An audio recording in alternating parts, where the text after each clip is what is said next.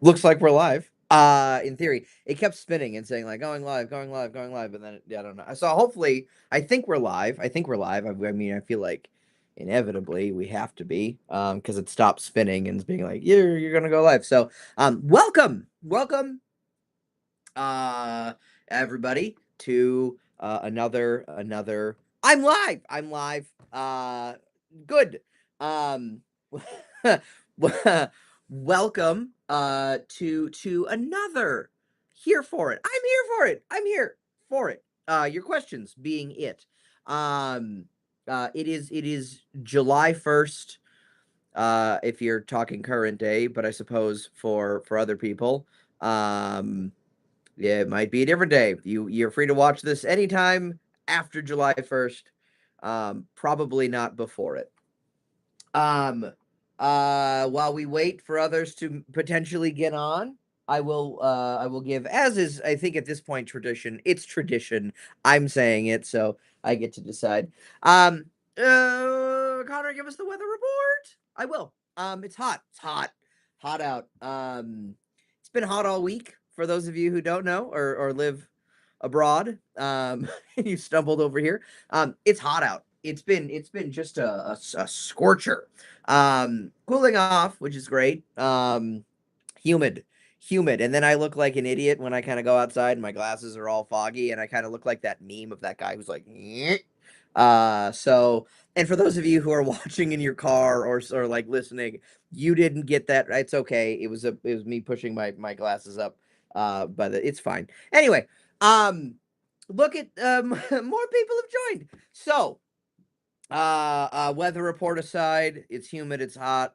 Abridged version for those of you who are just tuning in. Should we get into it? It's a rhetorical question. The answer is, of course, we are.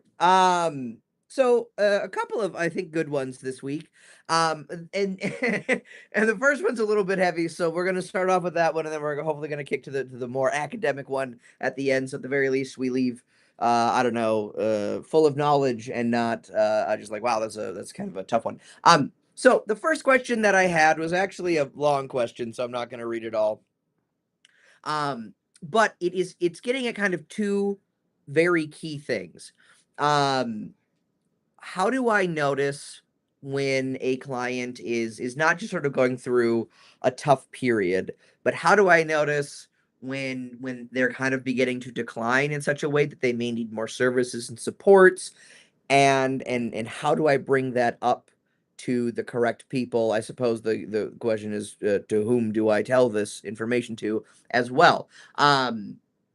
So let's get into it. And I think before we start, I want to admit that as much as we would love to say, oh my gosh, uh, everybody's life. This isn't true for just our clients. This is true for everybody, right?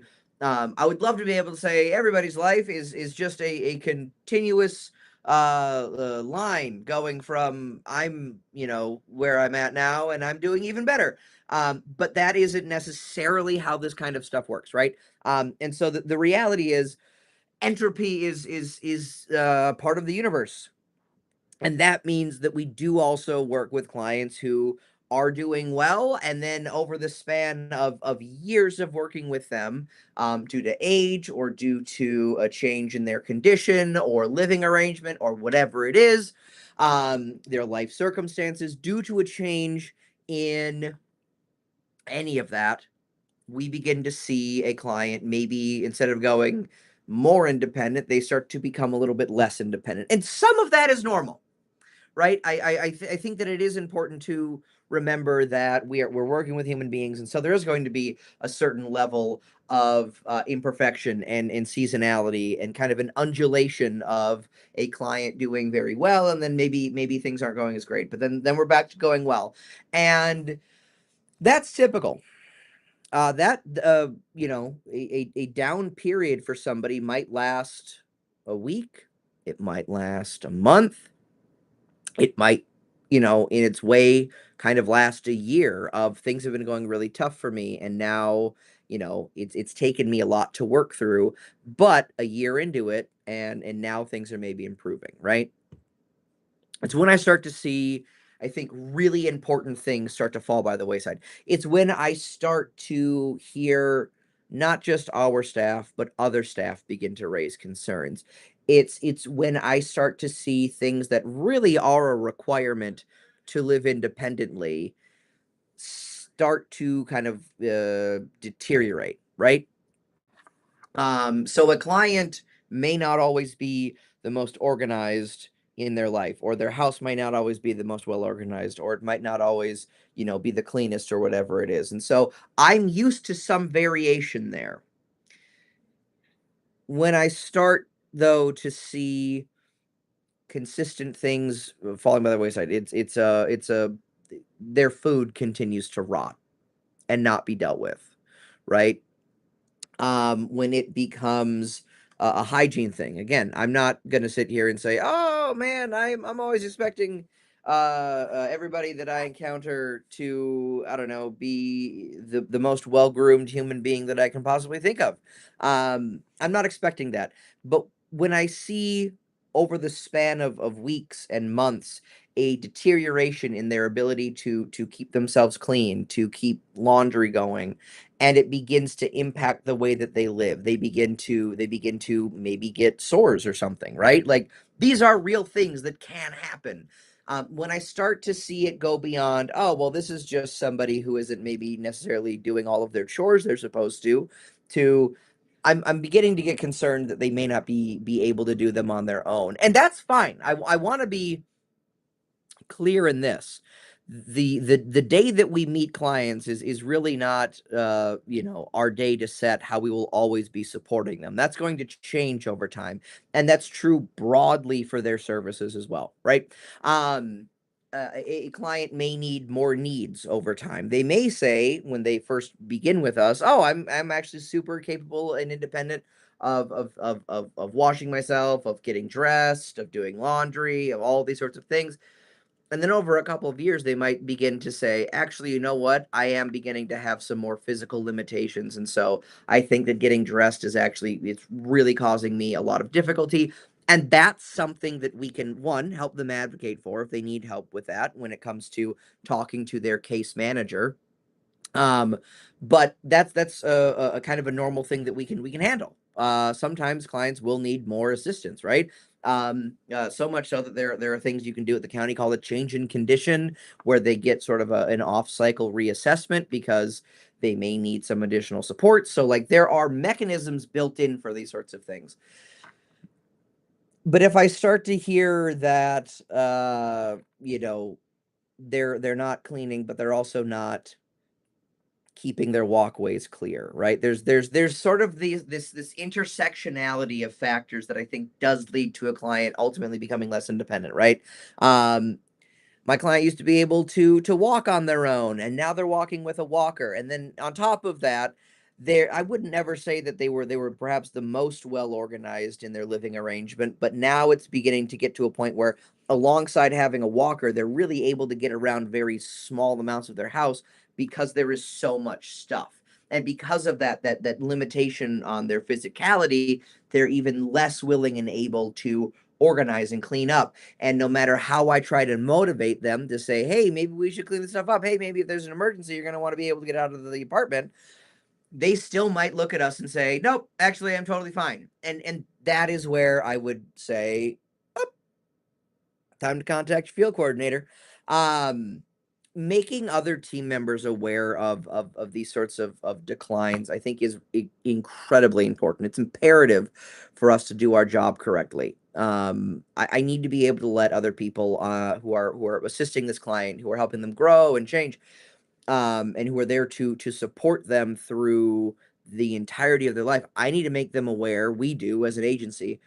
I think that it's beholden to us that we communicate and say, "Hey, everybody on the team, I sort of feel like we're hitting an inflection point where because of the lack of increased physical or decreased, sorry, physical mobility, coupled with kind of a lack of ability or interest or willingness to engage with organization, that it can create a real big problem." Because what does this usually lead to? A sort of longitudinal decline in somebody. That wasn't for dramatic effect for those of you who aren't able to watch. I was taking a sip of something. I'm not trying to like build anticipation. Um there's usually a big thing that happens, right? Whether that's a fall or something gets broken, or it's a oh, I left the stove on and I didn't know that, and then I caused nearly a little fire or something. There is usually this kind of act, this inflection point, this defining moment that perhaps we could have prevented, perhaps more services could have prevented, but because there is this sort of culmination of factors happening, it leads to a marked and typically pretty immediate decrease in their independence, right? If I have a client who cannot navigate their house and then they fall and then they break a hip, where do they end up? A hospital, and then a TCU, and then a nursing home, maybe, because that just isn't healing, right? And so we see them go from very independent to really kind of missing out on the ability to even engage with these independent services, right? Whereas if I was able to communicate with the rest of the team and I was able to, I think, motivate my client, or at least make the other team members aware, hey, something is going on. We're going to need to get some additional supports in place. Maybe we do get a homemaker who is able to come out and begin helping them organize that home with a kind of more focus. They don't have that inflection point, or at least it's staved off for a long time, right? And we don't have this fall or something like that. So I guess to get to the nuts and bolts, the actual answer, because I've just been talking to this question. How do I know what are the signs of a decline and decline? I think that it is a sort of prolonged, slow erosion of their ability to participate in their independence, um, coupled with maybe a lack of willingness or desire to engage with more services that could potentially make up for that erosion, who could support them in new ways. And how do you address that? If you've got a really awesome relationship with the client and you are really trying to encourage them, hey, maybe we want to keep an eye on this. Hey, these are things that I'm noticing that I wasn't noticing before. You can begin to maybe leave some subtle breadcrumbs around that there might be a bit of a change in how they're doing and what their independence is sort of looking like. However, that is not easy. That does not always go well. That is not always reviews are not always great. And so I would always say the thing that you can and ought to do is inform your field coordinator. Make them aware of this, because then we can reach out. They can have a discussion with the client.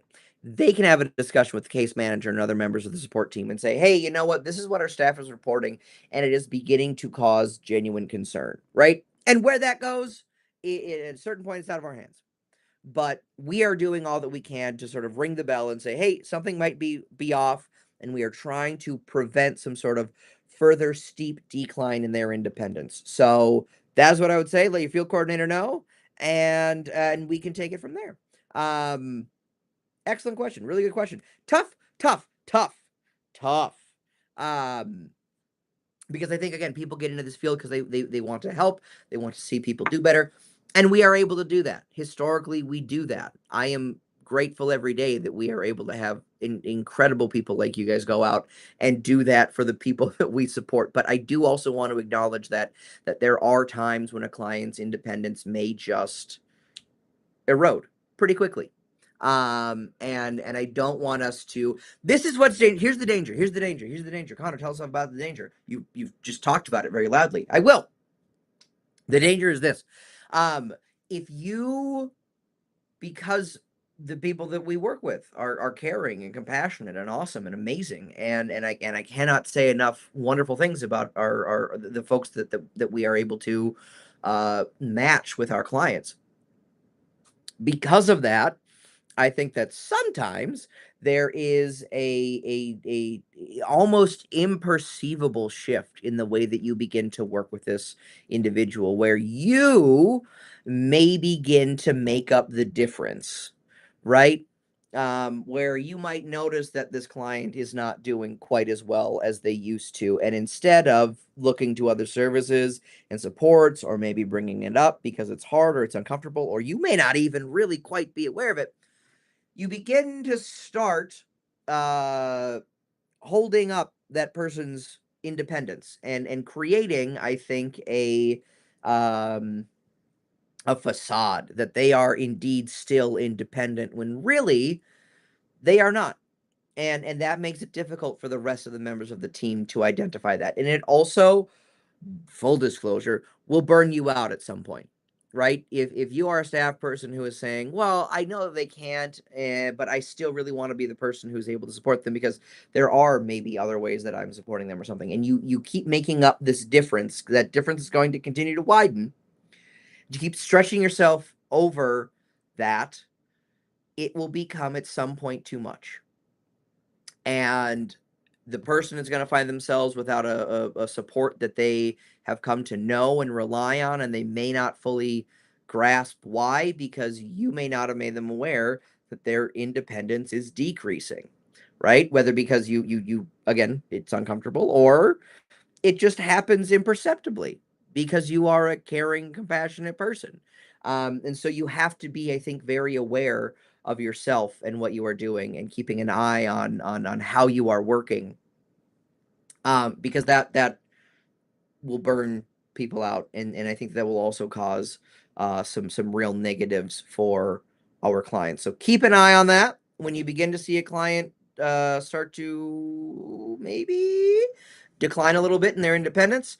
Um, Make sure that we are talking about other supports, other ways that they could maybe, other people they could rely on, other services they can receive, and that you are not specifically making up all of that difference, right? Really good question. Really great question. The next question I've got actually comes from a recent seed training that I gave. It was on sort of waivers, waivered services, how do waivers work, all this kind of stuff. And and the question is actually it's a very basic one, but it is a really good one that may not always be abundantly clear. And the question was, what's the difference between medical assistance, MA, and the waiver, and how do they kind of interact? And tell me about them, and I will. So if you want to think of it this way, if you were ever a child of a certain age, and you were sick and you stayed at home, you probably watched a show called The Price is Right. And The Price is Right had kind of a game called Plinko. And you'd like put a token in a board, and it go like, and it was a pyramid, and it would kind of plink down, and then it would settle in some sort of like prize or whatever, right? Um, and that's actually kind of a good way to look at waivered services and medical assistance and how they kind of interact, right? Because the apex of the pyramid is kind of medical assistance. That's the first step. So medical assistance is a form of subsidized health insurance, and there are a number of different types of medical assistance, and some of those types accept waivers. They are compatible with waivers. Um, and the most common that we work with our clients are MADX and MAEPD. All right. And I'm not going to go into what about this will turn into like way too long, and I don't want to torture you with that. So I'm not going to. In order to receive a waiver, you will need to be on medical assistance pretty much. I mean, like there's asterisks, obviously, but like really, truly, in all cases that we will encounter, you need medical assistance, right? And so when it is time for a client's medical assistance to renew, and we make it apparent that that is a very important task to complete, it is not just for our service. That is their medical insurance that they're going to need to renew, right? Their ability to continue to receive things like medical care. And so we hasten to support them because that's a really big thing to miss out on, right? So medical assistance is where you first drop that Plinko chip, and that Plinko chip is money, and it goes blah blah blah blah blah, and then let's say you qualify for a waiver. All right. And there are multiple waivers in Minnesota. The ones that we really work with are CADDY, Community Access for Disabled Individuals, BI, brain injury, and DD, developmental disability. Are there others? Of course there are. Do we work with them? Very limitedly. In two cases, no, not at all. So uh, we would then determine essentially, which waiver makes the most sense. This is going to be part of a waiver assessment. A county assessor is going to go out, ask them a series of very personal questions, oftentimes, and then they will determine their waiver, right? And what that waiver really is essentially a door to money for services, right? That Plinko chip has now fallen into a waiver. What that waiver is saying is that they qualify for a level of care that would probably be handled by an institution. However, they want to opt to remain independent in the community. And so, in order to do that, they're going to be able to receive services and supports like they might in an institution, such as a nursing home, nursing facility, but they will receive them out in the community. All right. It's a way to prevent institutionalization, was kind of the whole idea behind waivers. So medical assistance is where a lot of that money comes from. Not all of it, but a lot of that money comes from. And then it falls into the category of waivers. So waiver is a subsidiary program to medical assistance, or Medicaid, if you want to use the federal term, Medicaid, right? So how do they interact? Without one, you can't really get the other. Without medical assistance, you really can't get a waiver, right? And the waiver is what unlocks that menu of services. And there are a multitude of things that a waiver can do to support you. There are a host of services and supports that are available on the waiver, and that is spectacular. But without medical assistance, you won't be able to get a waiver. A follow-up question that I can anticipate people. So if their MA turns off, they lose their waiver, and the answer is yeah, kind of. Yes, is the official answer. However, if they get their MA reinstated, so let's say they blow past that renewal date and it's now been a month and their MA is turned off. Technically speaking, that waiver is also off. And so there are some providers of some services who will say, well, you don't have a waiver, so we're not going to come out. Many services, including ours, will say, okay, we're going to give you a grace period so we can get that MA turned back on again, right? And if you get the MA turned back on, the waiver turns back on subsequently as well. And then providers are able to still do services. You don't need to reopen to the waiver like you might if you are out of community for more than 30 days. And that's a question that we'll probably deal with at another time, because I'm sure that somebody's going to hear this and say, out of community, what is that? How do you? And so, but we got to have content. So I'm going to leave you with that. We will talk about out of community maybe at a later date. But that is how MA and waivers interact. They are not the same thing. I think that oftentimes it is very easy for people to think of them as the exact same thing. They are not. Obviously, they're closely linked. They are required. One is required for the other. But they are not the same. And so if you have a client who does not have a waiver, that is going to be very different and a different process than somebody who does not have MA, because MA will get turned on. If they don't have a waiver, that usually means they missed their annual waiver assessment, and they will need to reach out to their case manager and get that waiver regoing. There are other reasons that might be the case. I encountered an instance when I was a case manager of the county assessor going in and deleting the client's information, their LTSS deal. You don't need to know what that is, long-term service and supports. I guess I just told you what it is. But it's a special document that you need in order to receive a waiver, and it's in the state's MMIS system. And so that got deleted, and so they were like technically without a waiver, even though they actually did have they were qualified for it, but the data wasn't there. So there are ways that the waiver may be shut off, but they may have medical assistance. These are excellent times for us to be able to assist and advocate for our clients and help them navigate that, because it is not necessarily an easy problem to troubleshoot or solve. So they are similar, they are related, they are different and distinct things. Medical assistance is insurance, waivers is kind of an auxiliary bonus program that allows them more services and supports to live independently.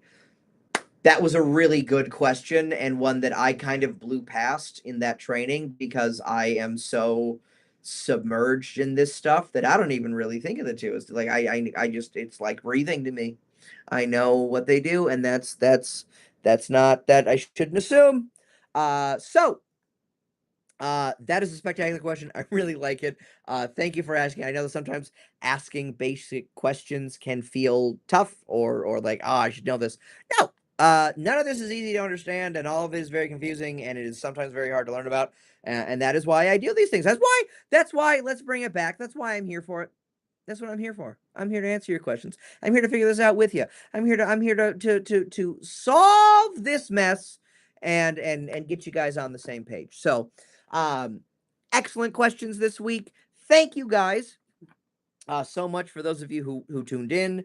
Thank you so much for those of you who are tuning in after the fact. Maybe this is how you're celebrating the 4th of July. You said, I would love some sort of shrill person to talk to me about waivered services for a good 26 minutes, give or take. Hey, that's what I'm here for. Thank you all for everything that you do. I do want to give a big shout out. I was so happy to see so many people show up at Seed. We recently also had a connections event that I have not had subsequent uh here for it afterwards, and I am just I want to gush for a moment about all of you guys. Man, am I proud to work with you, and I am so grateful for all that you do for the people that we support. It is genuinely incredible to see. It is just touching to watch you guys interact with all these people that we serve, that we care about seeing doing better, and you do such an incredible job. So for those of you who are listening, thank you for all that you do. Please, please, please, always feel free to reach out to me with questions for our next Here For It, which will be next Friday, July 10th. I cannot wait to do that. I am so excited. It'll be at 8 a.m. So get the coffee you brewing now. Thank you all so much. I hope that you all have a spectacular rest of your week and weekend. And I will see you all next week on Friday. Until then, uh have a good, I still haven't nailed the sign out here. I don't know how to sign off. So I'm always tempted to end it like I end phone calls with my family where I'm like, all right, I love you guys. Thank you so much. Um it has been a pleasure, and I cannot wait for next week. Have a good one.